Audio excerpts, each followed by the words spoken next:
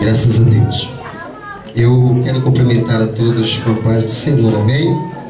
Graças a Deus é um motivo de alegria, de satisfação, quando encontro mais uma vez, pelo terceiro dia desta campanha, em que o Senhor nos concede para estarmos aqui, fazendo aquilo que Ele quer, adorando e bendizendo o seu santo nome.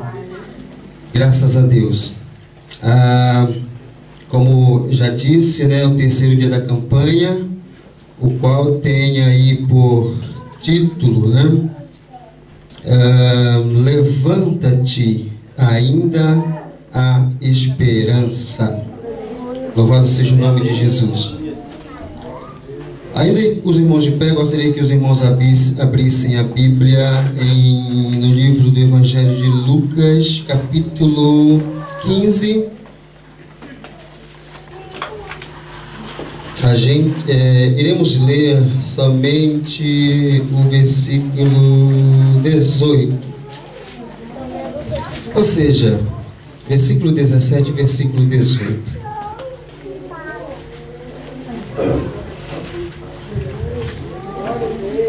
Lucas, capítulo 15, versículo 17, versículo 18.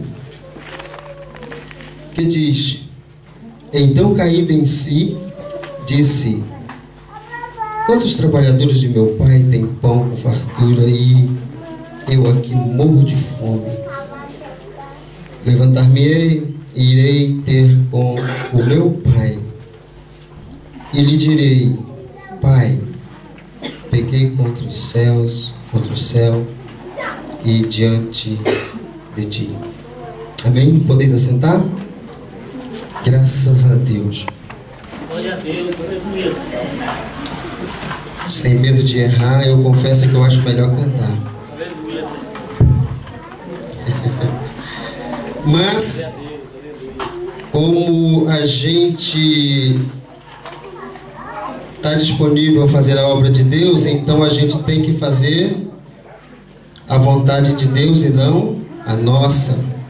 E quando somos designados para fazer, a gente tem que fazer. Graças a Deus. Então a gente lê um texto do Evangelho de Lucas, no versículo 17 e 18 do versículo 15, que fala... são dois versículos da parábola do filho pródigo.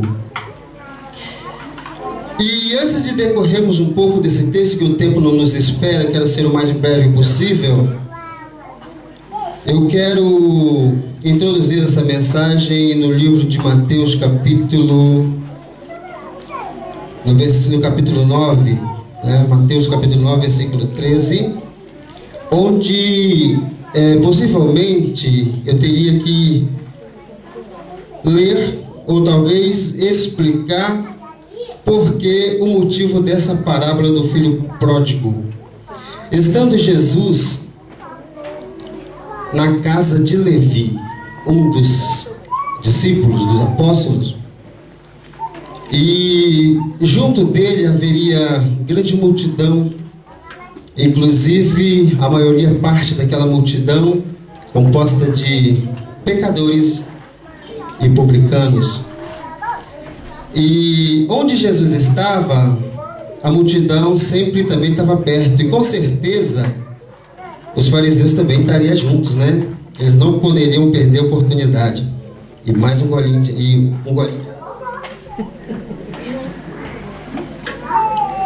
Eu sempre digo que esse microfone me dá uma sede. E então, de repente, esses fariseus, eles olham aquela movimentação e vendo o carinho de Jesus para com o povo, e eles murmuram entre si: mas por que Jesus recebe essa gente? Esse povo pecador, denominado impuros, ele não deveria fazer isso. Mas Jesus, conhecendo o coração dele, daquela gente, e de repente no versículo 12, Jesus fala: os sãos não precisam de médicos, e sim os doentes. E antes que ele falasse o capítulo 3, o versículo 13, é onde eu trago aí, onde ele abriu aí um espaço e falou: agora eu vou aproveitar e vou falar aquilo que eles precisam ouvir. E foi então onde ele começa a falar as 3 parábolas: a parábola da ovelha perdida, a parábola da dracma perdida e também a parábola do filho pródigo.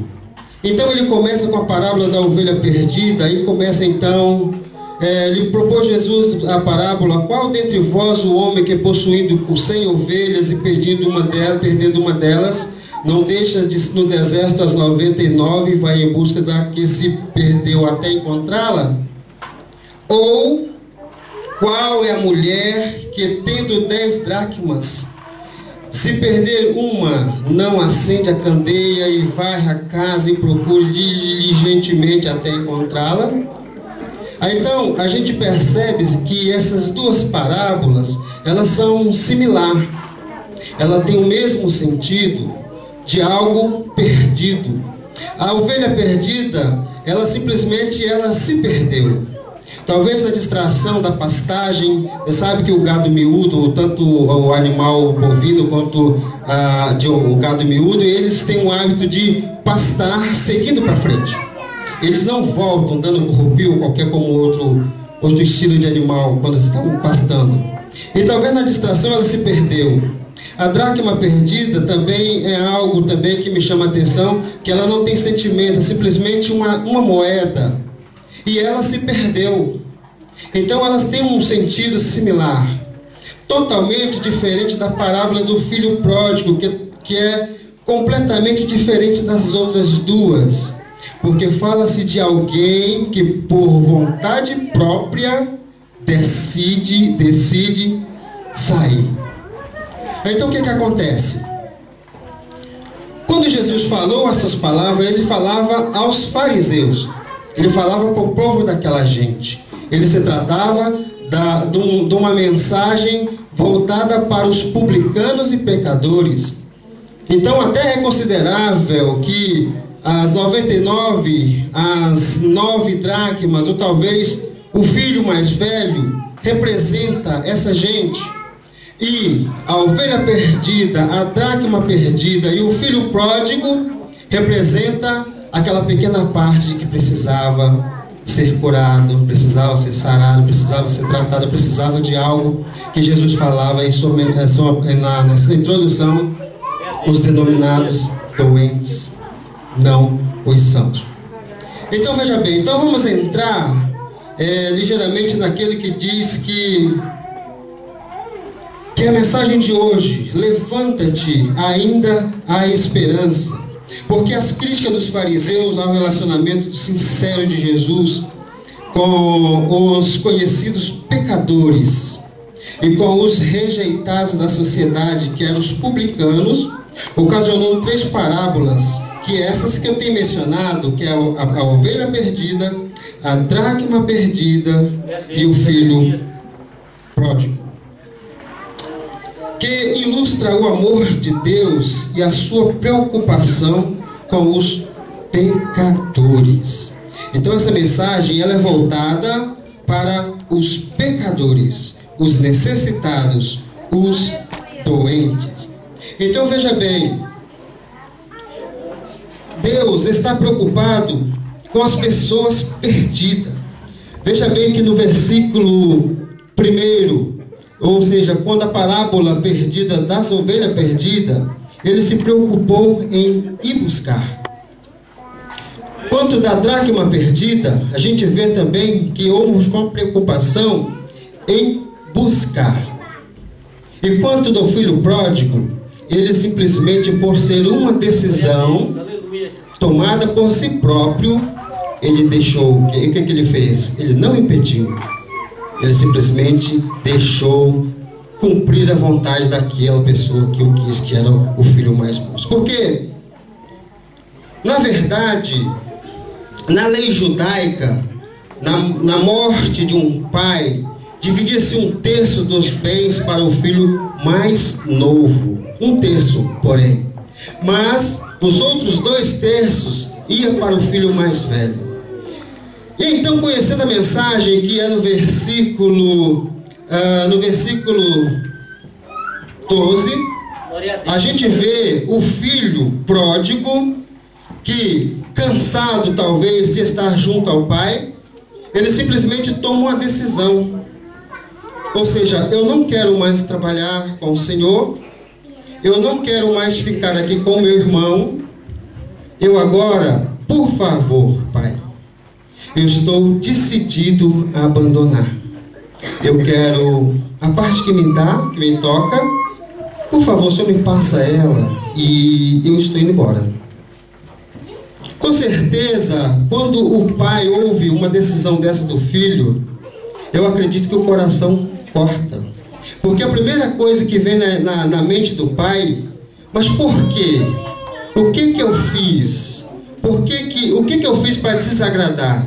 Será que eu não ensinei bem? Será qual o motivo que leva alguém que está aos cuidados de alguém e de repente não acha que está tudo bem e parte para um outro lugar, ou seja, se vai embora?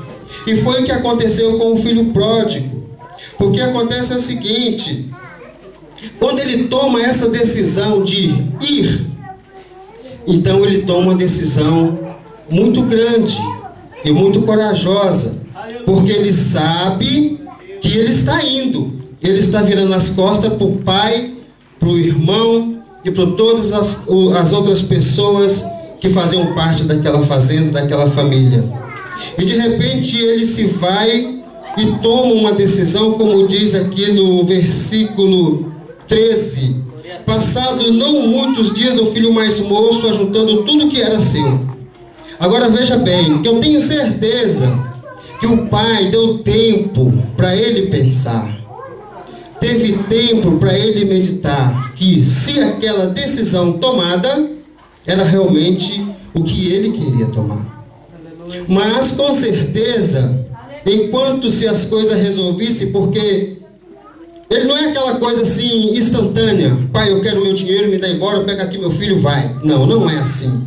É algo pensado, é algo a fazer. Com certeza o pai tinha que contar todas aquelas coisas que cabia a ele, que era certinho a conta exata para poder despojá-lo, para entregar, para ele ir embora. E então, o que acontece? Ele lá, o filho mais moço, ajuntando tudo que era seu, partiu para uma terra distante. Lá dissipou todos os seus bens, vivendo dissolutamente. Ou seja, ele caiu nos prazeres da vida. Aquilo que ele não tinha antes na casa do seu pai, porque ele trabalhava, o seu pai que cuidava de tudo. Então ele vivia aos cuidados do seu pai.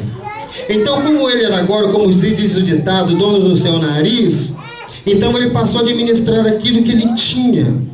Mas ele não tinha uma vida de experiência como administrador, porque o que ele tinha, quem administrava era o pai. Então, caindo nas suas mãos em uma terra distante, então ele começou a gastar com vaidades, com prostituição, gastando com farras, bebedeiras e tudo mais. E de repente, a cada dia que passava, o seu dinheiro ia indo embora, porque ele não tinha uma administração, ele não tinha feito algo passado assim antes por uma coisa assim. E quando a pessoa ele decide a estar mais ou menos assim nessa situação, na vida de dissolutamente gastando, esbanjando tudo que tem, com certeza os amigos, entre aspas, se aproximam e começa a gastar, e ele acha, e a pessoa acha que está tendo amigos. Na verdade são amigos para gastar, amigos para conduzir a algo pior, a fazer coisas erradas, coisas errôneas. E foi esses amigos que ele encontrou. E passando-se os dias, a cada dia que se passava, as coisas iam ficando pior. E ele não se preveniu, E de repente ele se vê numa situação que o dinheiro já tinha se ido. E então ele se restava simplesmente talvez com suas roupas, ou talvez com uma mala. Se ele tinha 2 malas, agora ele vai passar e só teria, digamos, a metade de uma mala. E as coisas foi passando e cada vez foi ficando pior, ao ponto de não ter mais nada, absolutamente nada. E talvez naquela vida em que ele levava, ele, como a palavra de Deus diz, que ele foi para uma terra longínqua, distante daquela terra, daquele lugar em que ele estava. Então ele passou a mendigar.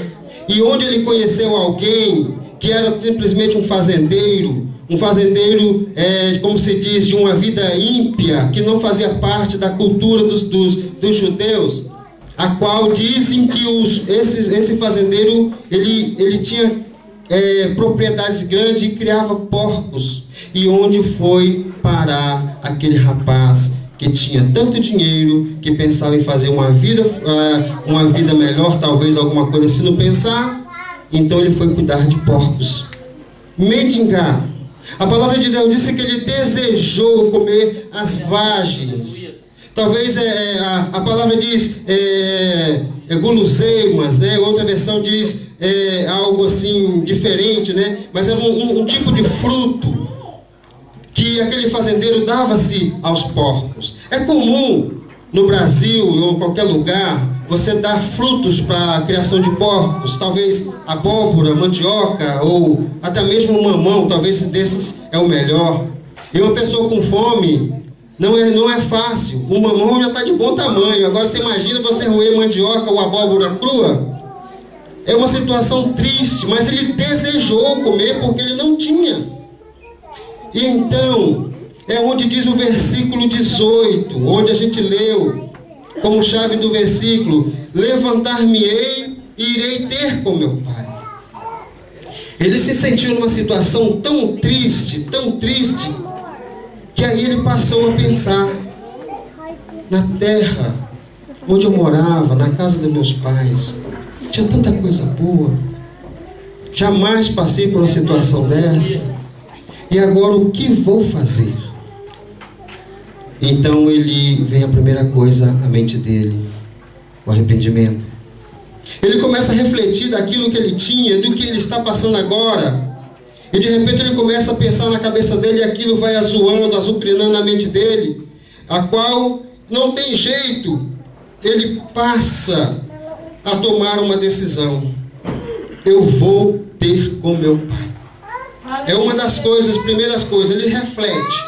Em segundo lugar, ele agora vem o reconhecimento do erro que ele cometeu. Aí vem o arrependimento. Aí agora ele toma uma iniciativa de voltar. Eu vou voltar. Eu vou encontrar com meu pai. E vou reconciliar com ele. Eu vou dizer para ele que eu errei. Eu vou dizer para ele que eu pequei contra o céu, eu pequei contra tudo quanto é mais sagrado. Eu vou dizer para ele: pai, eu me aceita como eu sou. Embora eu não tenha nem o direito nem de ser um filho bastardo, mas eu quero que o Senhor me receba de volta. Foi o que ele pensou. E de repente ele toma essa iniciativa. Ele começa a executar o seu plano de voltar. Eu sei que talvez a ida dele não foi nem sequer até essa parte da volta. Porque o ir, ele estava com muito dinheiro, ele estava abastado, ele tinha muita gente ao seu lado. Onde ele foi passando, ele foi fazendo uns amigos, entre aspas, como diz antes. Mas a volta é doído, porque ele volta um mendigo, ele volta um homem sem nada, ele volta talvez refazendo o mesmo caminho que ele passou, em volta, e talvez receber as críticas daqueles que antes era amigo de farra, era amigo de bebedeira, talvez passou por ser companheira, conjugal, alguma coisa assim, e de repente ele se vê na vergonha de voltar. Mas o que eu acho lindo é quando a pessoa reconhece do erro e que ele decide passar por cima do que for tira o orgulho e volta. Isso é o mais lindo, porque isso mostra um quebrantamento de coração. Porque a pessoa na exaltidão, na exaltação, centralizado no ego, o chamado o egocêntrico, ele não tem esse tipo de amadurecimento, ele não tem esse quebrantamento de coração. Então quando a pessoa ele perde tudo, que deixa o orgulho de lado, que deixa tudo, e quando ele deixa o coração quebrantar, não importa o retorno da caminhada. Ele volta porque ele está decidido a receber de Deus ou receber do Pai o perdão. E foi aquilo que fez. Foi aquilo que fez o filho pródigo. E dentro dessa história, que não dá tempo para prolongar, porque o tempo já se foi. Mas uma coisa que a gente aprende e que eu gostaria de passar é que às vezes a gente não valoriza aquilo que a gente tem em mãos. Porque você tem de tudo. Quando você tem ao seu alcance da sua mão, que você pode dominá-lo, talvez você não valoriza o suficiente a partir do momento em que você vê aquilo que te pertence esvaziando por entre os seus dedos. Aleluia. E quando chega o momento em que vai se indo e que você não alcança mais, então você começa a pensar: eu estou perdendo. Seja isso, qual for a área, seja no financeiro, seja na área amorosa, seja o que for, na área sentimental, seja o que for.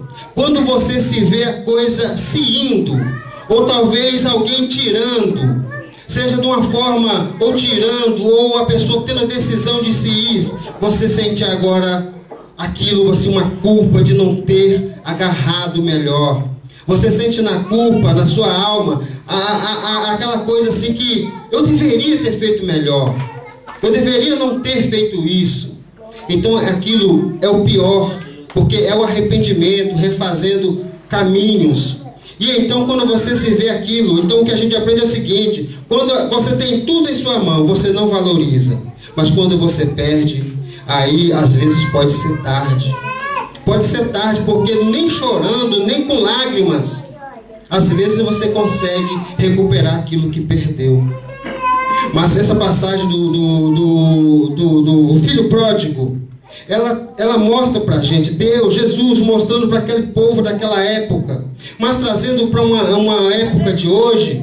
A gente vê isso muito acontecer dentro mesmo das próprias igrejas, porque muitas das vezes a gente não valoriza esse momento em que estamos aqui. É um momento sagrado, é um momento alegre, é um momento feliz, é um momento de se dar, é um momento de querer.